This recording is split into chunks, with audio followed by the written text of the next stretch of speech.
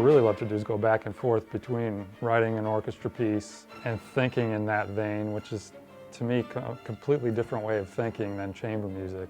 But then as a contrast, going to chamber music and getting back into that more soloistic kinds of textures and things. So I really like the duality of going back and forth.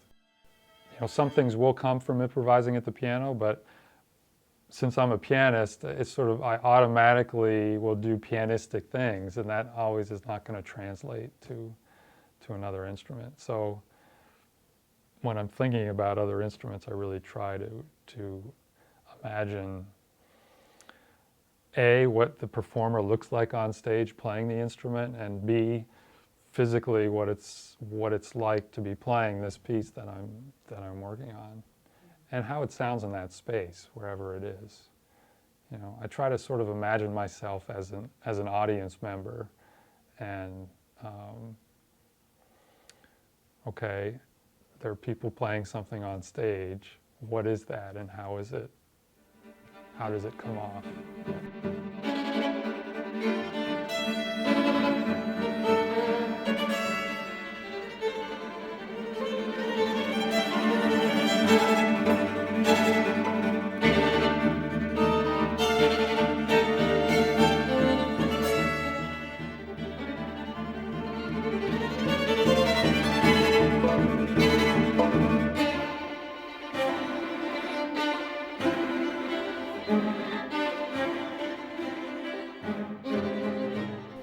There's always that contrast between the lyrical aspects, at least I think so, lyrical aspects of the music versus the more pulse-oriented, syncopated, faster, aggressive, rhythmic kind of music. And in the slower music, I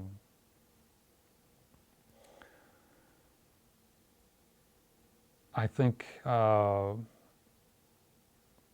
there's in a lot of it, there's this sort of sense, at least I'd like to think so, of suspended time.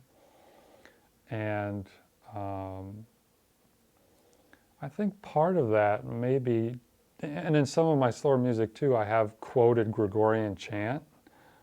Certainly not all of my slower pieces, but I think in chant there's sort of that sense of time is almost meaningless. It almost stands still, and there's just a sense of contemplation, you know, and I think that sort of makes its way into my slower music, and the contrast between those two things seems to be a recurring motif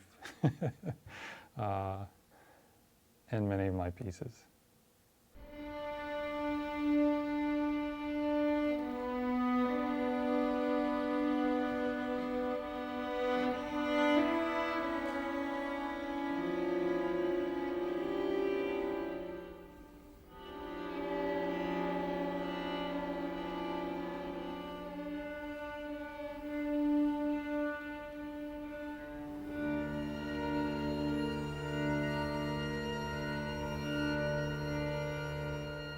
If I'm writing a large orchestra piece, I'm not writing out from the very beginning, you know, on staves and large score paper. I'm sort of jotting down what I think the orchestration should be, and it's a lot of jotting down of rhythms and contours and figuring out what exactly those notes are, hearing them, and then making sure I'm right about what those notes are.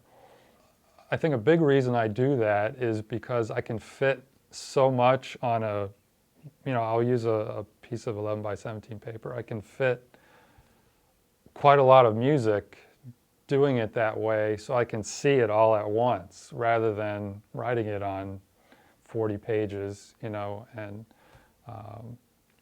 it makes it a little easier for me to keep the whole piece in mind. And that's another thing I really strive to do, and I try to get my students to do, is towards the beginning of the process is sketch out a structure within which you're going to work. It may change as the piece goes along, but so you can always keep that initial idea of the piece in your mind as you're working on the piece, so you know where you are in the piece, and you're not just poking around blind as to where something is going to go. it tends to make the process go a little quicker because I'm slow to begin with. You know.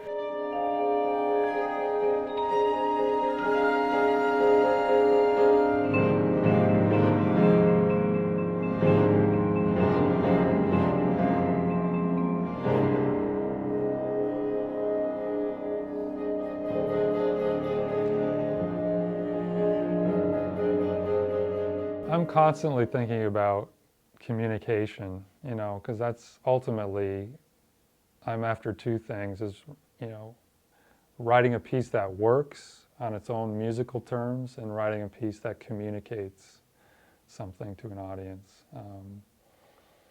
And so I'm constantly thinking about that.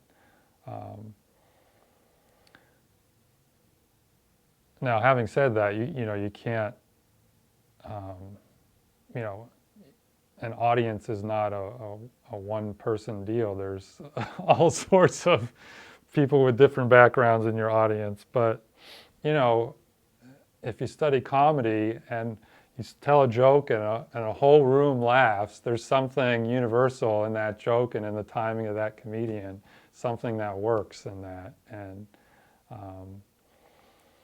so, you know, communication is